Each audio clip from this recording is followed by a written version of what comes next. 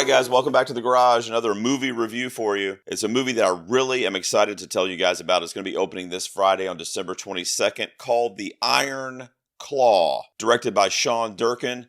Two films of his in the past that I really enjoyed are Martha, Marcy, May, Marlene, which is a mouthful, and The Nest, starring Jude Law. Having been a fan of Durkin's filmmaking on those two prior films, I was really excited to see The Iron Claw when I found out about it, because I grew up in the 80s.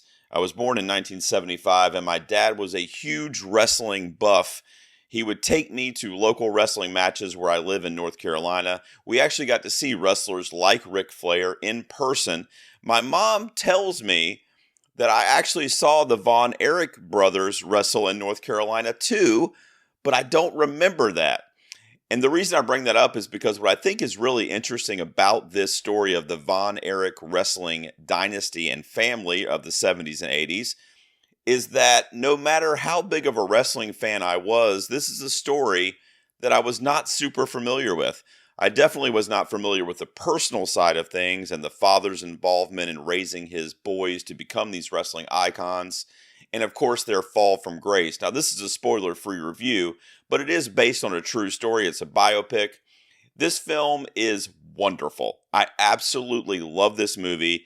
It's probably sitting in my top 5 to 10 films of the year, which is an episode I'll be doing in a couple weeks on the main podcast if you want to get that link below. But in talking about this review and not pointing out specifics to give anything away, generally speaking, aside from the direction, I absolutely love the performances. Zac Efron, in our lead role, does something in this movie that, frankly, I did not even think he was capable of. And there's no offense intended there. I love Zac Efron as an actor, but more on like a comedic or a rom-com side of things. I never really think of him as this dramatic actor, but he really transformed himself in this film, not only physically with the physique of the professional wrestler that we get, but also emotionally.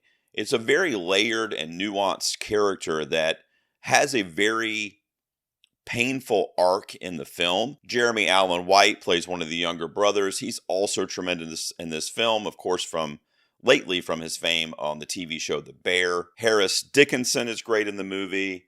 Maura Tierney plays a very subtle role as the mother, a very quiet and protective character who is extremely reserved in the film. But Maura Tierney really turns in this devastatingly haunting motherly performance. And I thought the quietness of it kind of fit with the character and fit with the tragedy and the way it was playing out. Aside from the performances, I'll just say the wrestling aspects of the movie were awesome. As a wrestling fan and growing up with watching the NWA and later the WWF in the 80s and into the early 90s as a kid myself, and playing with my pillows as if I was in a wrestling match in my bedroom as a young 10, 11, 12-year-old boy, this brought back a lot of fond memories and really tickled that nostalgia for me. And the wrestling scenes were shot beautifully. They were reminiscent of some of the boxing scenes that we got from Scorsese in the 70s with Raging Bull. How it was shot very realistically, almost like you were inside the ring. We also saw it with Michael B. Jordan's direction of Creed 3 this year.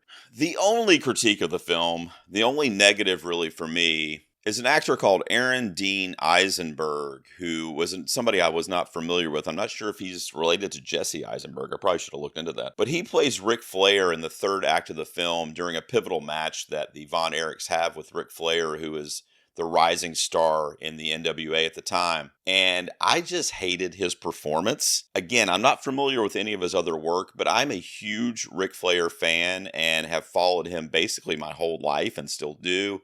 And I thought the portrayal was too animated, and it felt more like a impersonation that you would see like on a Saturday Night Live skit. But again, the movie's not about him. It's about the Von Erichs, and he's a very small piece of the story. So that's why it doesn't bother me in terms of the entire project. I still love the film. That's the only small gripe I have. Guys, The Iron Claw is opening up this Friday. If you are a fan of, I'm not even going to say wrestling. If you're a fan of like dramatic family storytelling, and you're also a fan of like those dramatic kind of like sports movies, and then of course if you're a fan of pro wrestling, you got to see this. It's one of my favorite movies of the year. The Iron Claw, directed by Sean Durkin.